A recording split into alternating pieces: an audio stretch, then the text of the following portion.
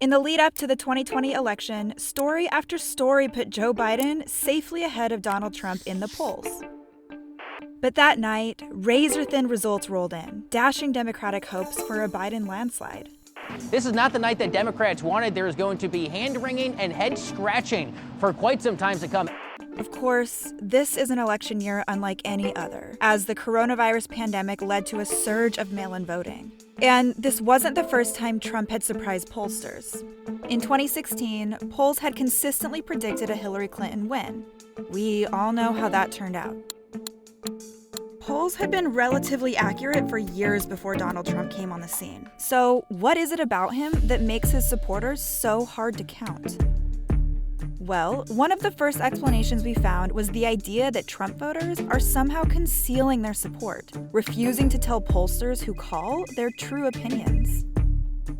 It's a theory that's been labeled the shy Trump voter effect, pegging some supporters as being too ashamed to admit they're voting for Trump. However, Trump voters haven't exactly had a reputation for being quiet.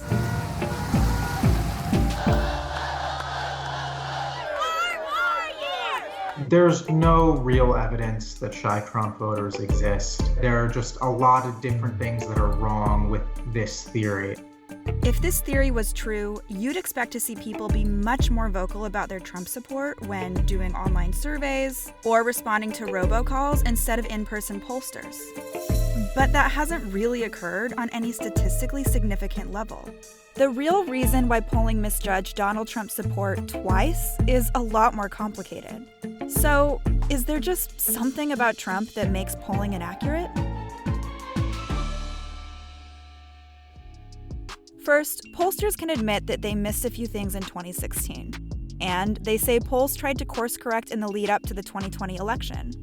When polls are conducted, things like race, age, and gender are taken into account and weighted so the polls are representative of the wider population. In 2016, polls tended to not account accurately for the amount of non-college educated white voters that would vote for Trump. There were also states during the 2016 election that had not voted for a Republican since 1988. It was the general belief that they would vote for a Democrat again, and so there was not any kind of outsized interest from pollsters to go into these states and see what was going on. So by the end of the cycle, we were almost flying blind in terms of what was going on in these states. But in 2020, there was a different complication: record turnout.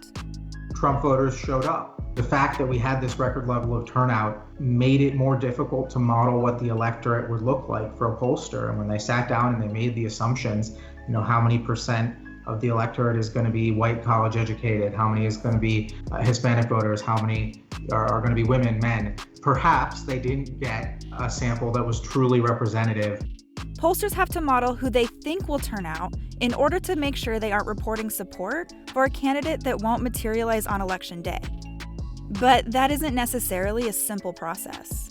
When you get this kind of out-of-sample election, which has so much going on, it had COVID, it had this economic crisis, it had widespread civil unrest, it had Donald Trump, who again is unlike anything in modern American politics. It had massive amounts of mail-in voting and record turnout. It becomes very difficult to make a correct assumption about what the electorate is going to look like. So I think a lot of people are sifting through the pieces now, and hopefully we'll get better answers in the coming days and weeks.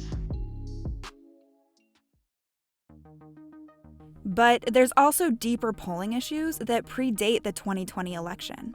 Responses to pollsters have dropped significantly over the years. Fewer people use landlines, and those with cell phones are more keen to ignore calls from unknown numbers.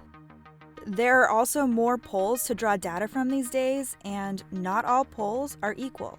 You really do have to turn an educated eye to how they're being conducted and who's doing the research in order to ensure that you're not getting, sucked into a rabbit hole of bad data. And if these polls get pushed out by various publications or churned up in the daily news cycle, they can help create inaccurate perceptions for voters about what to expect on election night. So, after all this, can we ever look forward to trusting the polls again?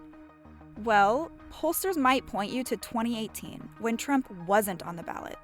Polling was pretty accurate. Democrats were projected to make sweeps in the House, and that's exactly what happened. If there is something about Trump that makes polling inaccurate, then we still don't know what it is. Does his defying of the polls in 2016 add to his political mystique? I think certainly, yes, it does. It's just another thing about him that sets him apart from the way people generally think about politics.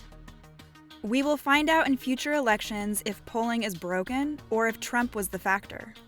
For now, I think, there are a lot of pollsters doing a lot of soul searching, and there are a lot of political parties and political operatives who are sitting down and saying, wait a minute, we spent tens, hundreds of thousands of dollars on polling. We use these polls to make literally hundreds of millions of dollars in ad spending decisions.